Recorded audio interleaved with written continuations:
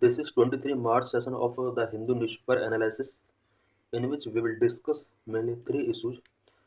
The first issue is citizens are losing trust in Indian judiciary, say former CJ Ramanna. And the second issue is return of space workers. The third issue is related to Ken Betua river linking project. So let's discuss all the issues in detail. This session is related to challenges and reform in Indian judiciary. Why news?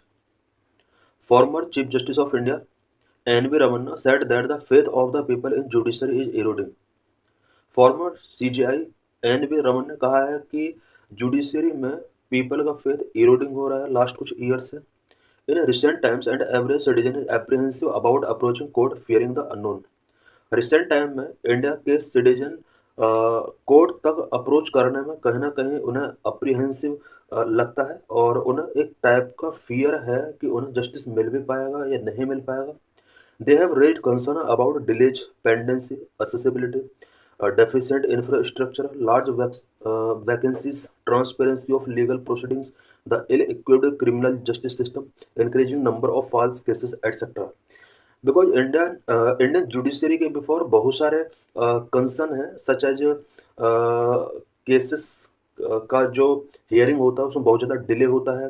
Pendency of cases बहुत ज़्यादा है. Accessibility लोगों का बहुत ही challenging है. Infrastructure deficient है and large vacancy से रिलेटेड इशूज हैं. लीगल प्रोसीडिंग्स में ट्रांसपेरेंसी से रिलेटेड इशूज हैं.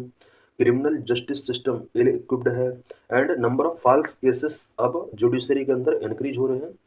इस टाइप के बहुत सारे चैलेंजेस हैं जुडिशरी की बिफोर और यही वजह है कि लोग का जो फेथ है लोगों का जुडिशरी के प्रति वो लास्ट कुछ ईयर से इरोड हो रहा है.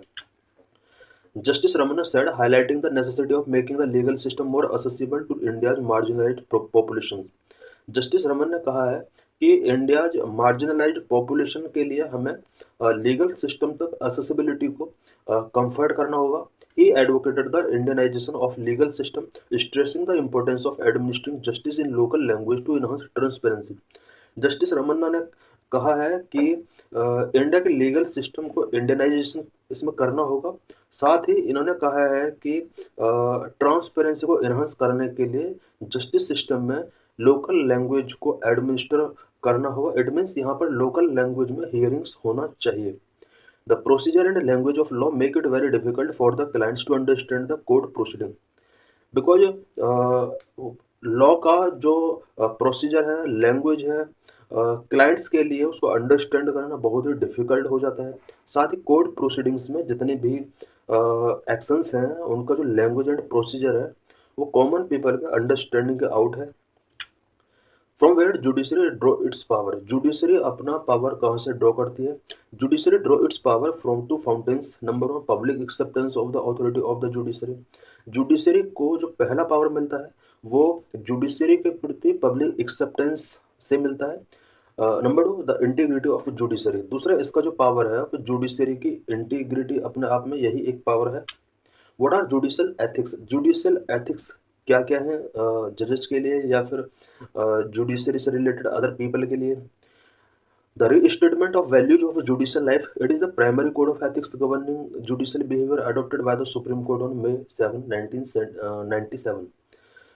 Restatement of values of judicial life, ये जुडिशियल बिहेवियर को गवर्न करने के लिए प्राइमरी कोड ऑफ एथिक्स है जिसको सुप्रीम कोर्ट ने May 7, 1997 को अडॉप्ट किया था. First rule of the code is that the behaviour of a जज must reaffirm the people's faith in the impartiality of the judiciary. Restatement of values of judicial life, इसके अंदर कुछ rules mention किए गए हैं. इन rules में जो first code है वो जजेस के बिहेवियर से रिलेटेड है. इसमें कहा गया है कि जुडिशरी की इम्पार्शियलिटी के प्रति लोगों का फेथ बना रहना चाहिए. इससे रिलेटेड वर्क जजेस को करना चाहिए. इट मीन्स जजेस को ऐसे वर्क करना चाहिए जिससे पीपल का फेथ जुडिशरी के प्रति कंटिन्यू बना रहे. Any act of a judge of the Supreme Court or High Court, whether in office or personal capacity, which erode the credibility of this perception has to be avoided. इस rule के अंदर ये mention किया गया है कि supreme court या high court के जजेस को ऐसा कोई भी एक्ट नहीं करना चाहिए जिससे जुडिशरी की क्रेडिबिलिटी इरोड होती है. Last rule of the code which mandated that a judge must all times be conscious that he is under the public gaze. Last rule इसके अंदर जो प्रोविजन किया गया है वो ये है कि किसी भी जज को हमेशा कॉन्शियस रहना चाहिए, बिकॉज जजेस जो होते हैं वो पब्लिक गेज के अंडर होते हैं। The Bangalore principle of judicial conduct 2002 it presents a framework to regulate judicial conduct. Judicial conduct को रेगुलेट करने के लिए इंडिया के अंदर जुडिशरी से रिलेटेड कोड ऑफ कंडक्ट के जो रूल हैं वो Bangalore principle of judicial conduct 2002 के अंदर भी इनकॉर्पोरेट किए गए हैं। It requires just to ensure that his और हर conduct both in and out of the court maintain and enhance the confidence of the public, the legal profession and litigants in the impartiality of the judge and of the judiciary। Bangalore principle of judicial conduct 2002 के अंदर एक provision किया गया है कि किसी भी high court या सुप्रीम कोर्ट के जज का जो कंडक्ट होना चाहिए, चाहे वो कोर्ट है कोर्ट के बाहर है, वो ऐसा होना चाहिए कि पब्लिक का कॉन्फिडेंस मेंटेन रहे एंड जुडिशरी के प्रति वो एनहांस हो सके। लीगल प्रोफेशन और जो लिटिगेंट होते हैं उसमें इम्पार्शलिटी लोगों को शो होना चाहिए। While the 2002 document recognizes judge entitlement to freedom of expression, it mandates that he or she shall always conduct himself or herself in such a manner as to preserve the dignity of judicial office and the impartiality and independence of the judiciary। 2002 document के अंदर जजेस के लिए freedom of expression का entitlement given किया गया है, but ये मैंडेट करता है कि किसी भी इस तरह के जज को जुडिशल ऑफिस की डिग्निटी को बूस्ट करने के लिए एंड प्रिजर्व करने के लिए वर्क करना होगा। साथ ही जुडिशरी की इम्पार्शलिटी एंड इंडिपेंडेंस को मेंटेन करने के लिए इन्हें हमेशा एक्टिव रहना होगा। More importantly the character charter require just to be aware of and understand the diversity of society and treat all equality. Most important जो रूल इसके अंदर प्रोविजन किया गया है वो ये किया गया है कि जजेज को इंडियन सोसाइटी की डाइवर्सिटी एंड यहाँ की इक्वलिटी को देखते हुए या डाइवर्सिटी को ध्यान में रखना और इक्वलिटी को मेंटेन करके रखना है। इस चीज़ को उन्हें अंडरस्टैंड करना होगा और इसी के हिसाब से उन्हें बिहेव करना होगा, जस्टिस सिस्टम को डिलीवर करना होगा। What is the current status of the pendency of cases in the Indian judiciary system? Indian judicial system में करंट में पेंडेंसी ऑफ केसेस एक बहुत बड़ा चैलेंज है। इससे रिलेटेड क्या स्टेटस है इंडिया के अंदर? What is mean of pendency of cases? The pendency of cases in the judiciary in India refer to the high number of unresolved cases pending before the court। Court के before unresolved cases का जो pendency है वो बहुत high number है। This is known as pendency of cases. More dependency at lower judiciary.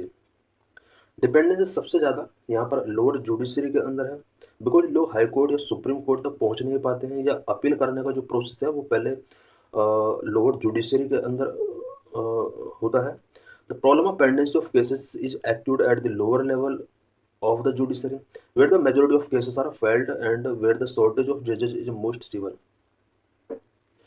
Pendency of cases का अगर देखा जाए तो सबसे ज़्यादा केसेस का पेंडेंसी लोअर जुडिशरी में है, बिकॉज यहाँ पर मेजोरिटी ऑफ केसेस फाइल किए जाते हैं। जो फर्स्ट स्टेज होता है केस फाइल करने का, यही वजह है कि यहाँ पर मेजोरिटी ऑफ केसेस फाइल किए जाते हैं।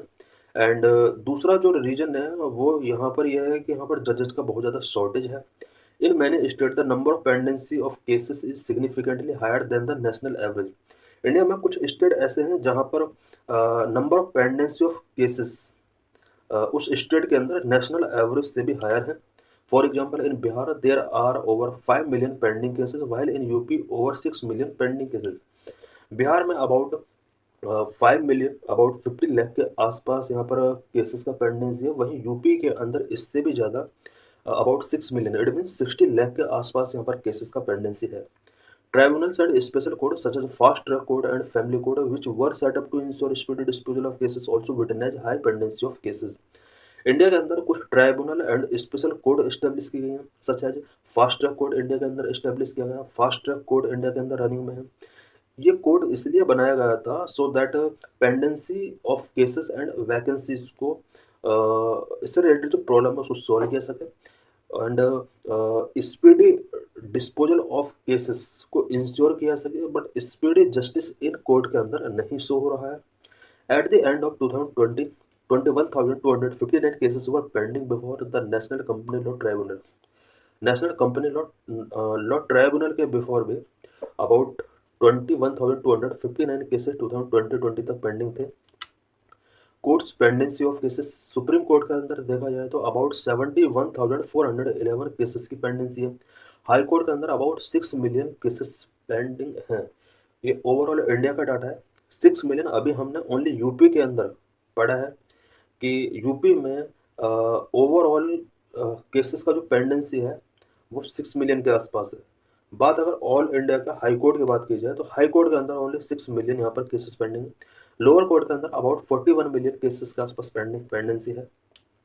What urgent actions are needed to Indian judiciary, Indian judiciary को इससे रिलेटेड चैलेंज है उसको एड्रेस करने के लिए क्या क्या करना होगा। Justice delayed is justice denied. There are some urgent actions needed in this regard with respect to the institution that delivers justice. Justice delayed is justice denied. Justice जितना डिले होगा इसका मीनिंग ये होगा जस्टिस को deny करने की कोशिश की जाएगी। इस प्रॉब्लम को एड्रेस करने के लिए कुछ अर्जेंट एक्शंस हमें टेकिंग करने होंगे। Number 1, need to finalize the memorandum of procedure for speedy appointment of जज by the collegium which is pending. Collegium के द्वारा जो भी अपॉइंटमेंट किए जाते हैं, स्पीडी अपॉइंटमेंट जो किए जाते हैं उससे रिलेटेड हमें मेमोरेंडम ऑफ प्रोसीजर को फाइनलाइज करना होगा, जो कि अभी पेंडिंग है। कॉलेजियम सिस्टम वर्क तो कर रहा है लेकिन अभी इसका कोई मेमोरेंडम ऑफ प्रोसीजर नहीं है। अभी ये जो प्रोसीजर है वो पेंडिंग है। Number 2, transparency and accountability. To bring transparency and accountability to the process of appointment is necessary to establish public trust in judiciary. Judiciary में पब्लिक ट्रस्ट को इस्टेब्लिश करने के लिए इसमें ट्रांसपेरेंसी एंड अकाउंटेबिलिटी को इंश्योर करना होगा। Number 3, need to increase representation of OBC, SC, ST and religious minorities in judiciary. Judiciary के अंदर OBC, SC, ST and religious minorities के रिप्रेजेंटेशन को इंक्रीज करने की जरूरत है, बिकॉज इनका जो रिप्रेजेंटेशन है जुडिशरी के अंदर वो बहुत ही लोअर है।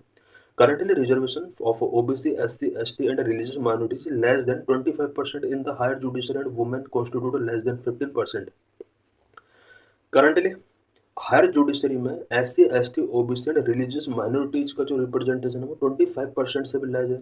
बात अगर वुमेन के रिप्रेजेंटेशन की जाए तो अबाउट 15% से भी लेस इनका रिप्रेजेंटेशन इंडियन जुडिशरी के अंदर दिखता है। इसमें अगर बात की जाए SC, ST, OBC रिजर्वेशन की रिप्रेजेंटेशन की, ओनली 25% से भी लेस यहाँ पर इनका रिप्रेजेंटेशन है। The appointment to higher judiciary should reflect the social diversity of country. Country का सोशल डाइवर्सिटी जुडिशरी में अपॉइंटमेंट के ड्यूरिंग पर देखना चाहिए, बिकॉज इंडिया में डिफरेंट रिलीजन के लोग रहते हैं, different caste and different culture के लोग रहते हैं, तो डिफरेंट कल्चर, रिलीजन, कास्ट या अदर ग्रुप के पर्सन्स का रिप्रेजेंटेशन जुडिशरी के अंदर शो होना चाहिए। Number 4, need to increase high courts strength. High court की स्ट्रेंथ को इंक्रीज करना होगा। High court operate at only 60 to 70% strength, thereby contributing to the huge pendency of over 60 lakh cases at present. High court अपने overall strength का 60 to 70% इसमें filling ही complete की जाती है, और यही वजह है कि इंडिया के ऑल हाई कोर्ट के अंदर अबाउट 60 लाख केसेस का पेंडेंसी है। The vacancies in lower court where about 5 crore cases are pending should also be filled. Lower court में वैकेंसीज को फिल करना होगा जहां पर अबाउट मोर देन 5 crore से ज़्यादा केसेस का पेंडेंसी है। Number 5, cases dealing with the constitutional validity of amendment law and individual liberty should be heard on a priority basis by the higher judiciary. Solution के तौर पर एक बार ये किया सकता है कि केसेस जो कॉन्स्टिट्यूशनल वैलिडिटी ऑफ अमेंडमेंट और लॉ से रिलेटेड है या फिर इंडिविजुअल लिबर्टी से रिलेटेड है, इन्हें प्रायोरिटी बेसिस पर इनका हियरिंग स्टार्ट किया जाना चाहिए और इनके लिए ओनली हायर जुडिशरी में ही हियरिंग किया जाना चाहिए। These measure would ensure fair and prompt justice. ये जो मेजर हैं जितने भी अभी हमने डिस्कस किए हैं, अगर इनको इम्प्लीमेंट किया जाता है तो इसके through fair and prompt justice को इंश्योर किया जा सकता है। What is the impeachment process of a जज। किसी भी जज का इम्पीचमेंट अगर करना होता है तो उसके लिए क्या प्रोसीजर है। सुप्रीम कोर्ट और high court can be removed. Supreme court और हाई कोर्ट जजेस की बात की जा रही है। Can be removed by an order of the president after a successful process of impeachment on the ground of proved misbehaviour और इनकैपेसिटी। किसी भी सुप्रीम कोर्ट या हाई कोर्ट के जज को रिमूव करने के लिए प्रेसिडेंट का ऑर्डर नेसेसरी है। और प्रेसिडेंट का ऑर्डर से पहले यहाँ पर इम्पीचमेंट प्रोसेस कंप्लीट करना होता है। इम्पीचमेंट लाने के लिए किसी भी जज के अगेंस्ट मिसबिहेवियर और इनकैपेसिटी प्रूव होना चाहिए। The motion of removal of a constitutional court जज must be supported by a special majority of the total membership of house and of at least 2/3 of the members of house present and voting. Impeachment process में parliament का बहुत house है, यहाँ पर एक motion pass कराना होता है, impeachment motion. All member present and voting का यहाँ पर 2/3 मेजोरिटी होना चाहिए एंड टोटल मेंबरशिप का स्पेशल मेजोरिटी होना चाहिए अगर इम्पीचमेंट को सक्सेस करना है। This session is related to NASA astronaut return to earth on SpaceX capsule. Y news. Following a surprise delay of 9 months in space, NASA astronaut Sunita Williams finally landed on March 19, 2025 from the International Space Station. 9 month के एक long time period के बाद NASA astronaut Sunita Williams finally 19 मार्च 2025 को अर्थ पर international space station से इन्होंने land किया है। Her home coming were delayed because of issues with Boeing Starliner spacecraft. इनका होम कमिंग इसलिए डिले हुआ बिकॉज बोइंग स्टारलाइनर स्पेसक्राफ्ट के अंदर कुछ हीलियम गैस से रिलेटेड इशूज थे। Williams and her other astronaut splashed down safely in Atlantic ocean off Florida on SpaceX crew 9 mission. William and इसके साथ के अदर एस्ट्रोनॉट ने फ्लोरिडा का आसपास एटलांटिक ओशन में स्पेस एक्स क्रू मिशन के under safely स्प्लेड down किया है। Space X Crew 9 return. The NASA Crew 9 mission was significant space mission that safely brought Sunita Williams and Butch Wilmore back to Earth. NASA के द्वारा इन दोनों को specially और भी इनके साथ में थे Sunita Williams and Butch Wilmore, ये मेन एस्ट्रोनॉट थे। इनको अर्थ पर रिटर्न करने के लिए नासा की तरफ से क्रू 9 मिशन स्टार्ट किया गया था, जो कि एक सिग्निफिकेंट स्पेस मिशन रहा है। During their journey, they traveled an incredible 12 crore 13 lakh 47,491 miles, spent 286 days in space, and completed 4,576 orbits around Earth. इनकी ओवरऑल जर्नी की अगर बात की जाए, ट्रैवलिंग की अगर बात की जाए, तो अबाउट 12 करोड़ 13,47,491 माइल्स इन्होंने ट्रैवलिंग किया है। स्पेस में 286 डेज इन्होंने स्पेंड किए हैं एंड अर्थ के चारों तरफ इट मीन्स ऑर्बिट की अगर बात की जाए 4,576 ऑर्बिट इन्होंने कंप्लीट किए। Astronaut Nick Hogg and Alexander Gorbo also were part of this mission. They traveled 7 crore 25,053 7 crore 25 lakh 53,920 miles, spent 170 days in space and completed 2,736 orbit. इस मिशन के 2 और भी एस्ट्रोनॉट पार्ट रहे हैं, निक हॉग एंड अलेक्जेंडर गोर्नो। इन्होंने 7 crore 25 lakh 53,920 miles travel किया है, 171 days space में इन्होंने स्पेंड किए हैं एंड 2,736 ऑर्बिट इन्होंने कंप्लीट किए हैं। This was Gorno first space flight while Hague has now spend 374 days in space over 2 missions.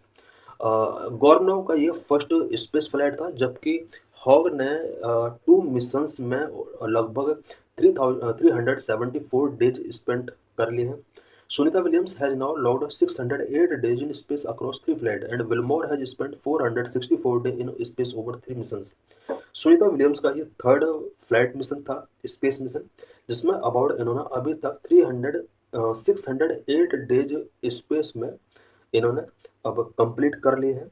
Their experience will help in future space missions to moon and Mars. Moon and Mars के लिए जो future missions ready हो रहे हैं, उनके लिए इनके experience का यूज किया जाएगा।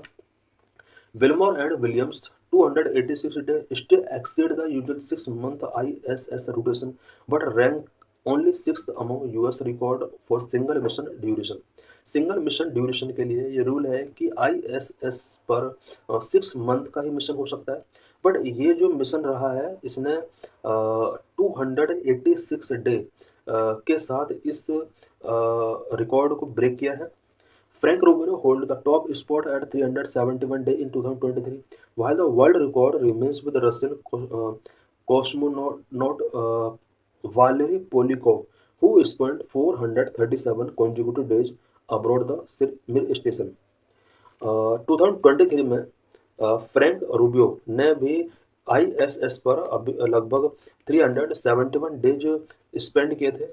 वर्ल्ड लेवल पर अगर हाईएस्ट डे स्पेंड करने वाला एस्ट्रोनॉट कोई रहा है वो रशियन कॉस्मोनॉट वालेरी पोलिकोव, जिसने अबाउट 437 कॉन्जिक्यूटिव डेज यहाँ पर स्पेंड किए हैं। What is Starliner? Starliner is a spacecraft designed for carrying astronaut to space. Space में एस्ट्रोनॉट को कैरी करने के लिए स्टारलाइनर स्पेसक्राफ्ट डिजाइन किया गया था, which featuring crew capsule, reentry capability and non reusable service module providing life support and propulsion system. Starliner के अंदर क्रू कैप्सूल होता है, reentry capability and non reusable service module होता है जो कि एस्ट्रोनॉट को सपोर्ट प्रोवाइड कराता है। SpaceX Crew Dragon and NASA's SpaceX Demo 2 also provide similar spacecraft service like Starliner. Starliner की ही तरह SpaceX Crew Dragon and NASA's SpaceX Demo 2 ये भी सिमिलर एयरक्राफ्ट सर्विसेज हैं जो कि एस्ट्रोनॉट को स्पेस में पहुंचाने के लिए वर्क करते हैं। How did the astronaut get stuck in ISS में ये एस्ट्रोनॉट किस तरह से वहाँ पर रिटर्न नहीं हो पाए जल्दी से और किस तरह से वो स्टक हुए वहाँ पर। Williams and Wilmore travel to the ISS in June 2024 on Boeing's Starliner its first crewed mission. Williams and Wilmore ने आईएसएस के लिए जो ट्रेवल स्टार्ट किया था वो June 2024, it means last year इन्होंने ट्रेवल स्टार्ट किया था। और ये जो ट्रेवलिंग किया गया था वो बोइंग्स स्टारलाइनर के थ्रू किया गया था जो कि इसका फर्स्ट क्रू मिशन रहा है। Despite a pre-launch helium leak and additional leak during the journey, Starliner arrived at the ISS, but new issues remain unresolved. Pre-launch के ड्यूरिंग ही इसमें हीलियम लीकेज का प्रॉब्लम था, बट इसने अपना जर्नी कंप्लीट किया and ISS इसने arrive किया, लेकिन उसके बाद भी कुछ इश्यूज इसमें बने रहे जिसकी वजह से इन एस्ट्रोनॉट का यहाँ पर लैंडिंग डिले हुआ। इंटरनेशनल स्पेस स्टेशन ISS के बारे में हम कुछ पॉइंट्स यहाँ पर डिस्कस करेंगे। ISS is the largest man made structure in space which was launched in 1998। ISS largest man made structure है स्पेस में जो कि 1998 में इसको लॉन्च किया गया था। It functions as a habitat for astronaut for and has been continuously operational since 2000। Astronaut के लिए ये एक हैबिटेट का वर्क करता है स्पेस में एंड 2000 से लेकर अभी तक कंटिन्यू ये ऑपरेटिंग है। पार्टिसिपेटिंग एजेंसीज कौन कौन सी हैं? The ISS is a joint effort of the space agencies of United states NASA, Europe ESA, Russia Roscosmos, Japan JAXA and Canada CSA। ISS about 5 countries का ये एक जॉइंट एफर्ट है, US के NASA का, Europe की ESA का, Russia के Roscosmos, Japan and Canada, in 5 countries ने ISS को वहाँ पर इस्टेब्लिश किया है। Orbit the ISS orbit approximately 400 kilometre above earth, earth say about 400 kilometre के डिस्टेंस पर ये ऑर्बिटिंग कर रहा है। Speed ISS travel around earth at about 28,000 kilometre per hour completing N orbit every 90 minutes. Every 90 minutes में ISS अर्थ का एक orbit complete कर लेता है एंड इसकी जो स्पीड है वो 28,000 किलोमीटर पर आवर इसकी स्पीड है। Objective: The ISS aims to advance our understanding of space and microgravity, support new scientific research. ISS space and microgravity से रिलेटेड हमारी अंडरस्टैंडिंग को एडवांस करता है जो कि साइंटिफिक रिसर्च को सपोर्ट करने में एक इम्पोर्टेंट रोल प्ले करता है। In this article, we will discuss about Ken-Betwa River Linking Project. Article is important for GS Paper 3. Why in use? Prime Minister have laid the foundation stone of the Ken-Betwa River Linking Project in MP on December 25, the birth anniversary of former PM Atal Bihari Vajpayee. दिसंबर 25 को जिस दिन farmer PM Atal Bihari Vajpayee का birth anniversary होता है, इस दिन prime minister Narendra Modi ने Ken Betwa river linking project को यहाँ पर स्टार्ट किया है। Ken and Betwa rivers link project will benefit Chhatarpur, Panna, Tikamgarh, Niwari, Damoh, Shivpuri, Datia, Raisen, Vidisha and Sagar district of state. Ken Betwa river linking project in state, specially MP और यूपी के स्टेट में इन डिस्ट्रिक्ट्स को यहाँ पर बेनिफिट प्रोवाइड करने वाला है। डिस्ट्रिक्ट सच है Chhatarpur district, Panna district, Tikamgarh district, Niwari, Damoh, Shivpuri, Datia, Raisen, Vidisha and Sagar. इन डिस्ट्रिक्ट को इस प्रोजेक्ट के थ्रू प्रॉफिट होने वाला है। It will provide water for irrigation in Bundelkhand region of MP and in UP. MP Bundelkhand region में और यूपी के कुछ रीजन में इससे इरिगेशन को बूस्ट किया सकता है। इरिगेशन फैसिलिटी यहाँ पर लोगों को इसके थ्रू प्रोवाइड हो सकती है। Ken and Betwa rivers, both Ken and Betwa rivers originate in MP and are the tributaries of Yamuna. Ken and Betwa rivers दोनों ही एमपी से ओरिजिनेट होती हैं एंड यमुना रिवर के दोनों ट्रिब्यूटरीज हैं। Ken meets with Yamuna near Banda district of UP and Betwa joins Yamuna in Hamirpur district of UP. Ken Yamuna में meet करती है, वो भी यूपी के बांदा डिस्ट्रिक्ट में, एंड यूपी के हमीरपुर डिस्ट्रिक्ट में बेतवा रिवर यमुना के साथ मीट करती है। इट मीन्स केन बेतवा दोनों ही रिवर यमुना के साथ यूपी में ही मीट करती हैं। परिचा Rajghat and Mata Lila dam are over Betwa river. Betwa river के ऊपर स्पेशली दो डैम हैं, परिचा राजघाट एंड माता लीला डैम। ये दो डैम जो बेतवा रिवर के ऊपर स्टेब्लिश किए गए हैं। Ken river pass through Panna tiger reserve. Ken river Panna tiger reserve से पास होता है। What is the Ken Betwa river link project? Ken Betwa river link project क्या है? Ken Betwa river link project is the first project under the national perspective plan for interlinking of rivers which will transfer surplus water from one river basin to another to address water scarcity and enhance irrigation. Ken Betwa river link project first project है national perspective plan for interlinking of rivers project के under. It means India के अंदर rivers को interlink करने के लिए national perspective plan for interlinking of river start किया गया था। इस प्रोजेक्ट के अंदर Ken Betwa river linking project first project रहा है जो कि वाटर स्केर्सिटी से रिलेटेड प्रॉब्लम को एंड इरिगेशन को एनहांस करने के लिए इस्टेब्लिश किया गया है। एंड वन रिवर बेसिन के एक्सेस से सरप्लस वाटर को अदर रीजन में इस प्लान के थ्रू सेंड किया जा सकता है। The Ken Betwa linking project involved transferring water from Ken River in MP to the Betwa River in UP, both of which are tributaries of the Yamuna River. Ken Betwa river link project के अंदर MP के अंदर बहने वाले Ken river के water को UP के Betwa river में फ्लो करना है, जो कि यमुना के ट्रिब्यूटरीज है। फेज ऑफ द प्रोजेक्ट, इस प्रोजेक्ट में मेनली 2 फेजेज हैं एंड 4 कंपोनेंट इसके अंदर इंक्लूड है। Phase 1 will involve 1 component. Phase 1 जो होगा इसमें 1 कंपोनेंट होगा, वहीं फेज 2 जो होगा उसमें 3 कंपोनेंट होंगे। फेज 1 के अंदर क्या क्या इंक्लूड होगा? दौदान डैम कॉम्प्लेक्स इसके अंदर एस्टेब्लिश किया जाना है। Its subsidiary units such as low level tunnel, high level tunnel, Ken Betwa link canal and power house, ये एस्टेब्लिश किए जाएंगे फर्स्ट फेज के अंदर। वहीं सेकंड फेज की अगर बात करें तो lower Orr dam across the Orr river पर और डैम यहाँ पर इस्टेब्लिश किया जाएगा। A tributary of the Betwa, the Bina complex project and Kotha barrage, ये यहाँ पर इस्टेब्लिश किए जाएंगे फेज 2 के under. Significance of Ken Betwa river link project, number 1, it will accelerate water conservation by the construction of a multipurpose dam. Multipurpose dam construct करके यहाँ पर water को कंजर्व किया जा सकता है इस रिवर लिंक प्रोजेक्ट के under. Number 2, it also produce 103 megawatt of hydropower and will supply drinking water to 62 lakh people. Ken Betwa river linking project के अंदर जो मल्टीपर्पज डैम बनाया जाना है, इस डैम के through 103 megawatt of hydro power produce किया सकता है एंड अबाउट 62 लाख पीपल के लिए यहाँ पर ड्रिंकिंग वाटर सप्लाई को इंश्योर किया जा सकता है।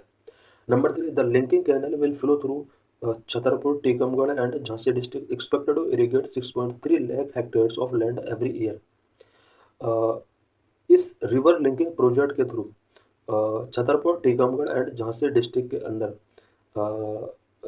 कैनल यहाँ पर इस्टेब्लिश किए जाने हैं जो कि about 6.3 lakh hectares of land के लिए इरिगेशन फैसिलिटी प्रोवाइड कर सकता है। Concern related to this project, it have wildlife conservation concern like passing of project through the critical tiger habitat of Panna Tiger Reserve. The project is stuck in for the approval from NGT. ये जो project है ये wild life conservation concern रखता है, because ये critical tiger habitat पन्ना tiger reserve से इसको पास होना है इस प्रोजेक्ट को। बट एनजीटी के से अभी इसको अप्रूवल नहीं मिला है। This is previous year question related to this article. The question is, interlinking of rivers can provide viable solution to multi-dimensional related problems of drought, floods and interrupted navigation. Critically examine. ये question 2020 में पूछा गया था. So thanks for watching this video.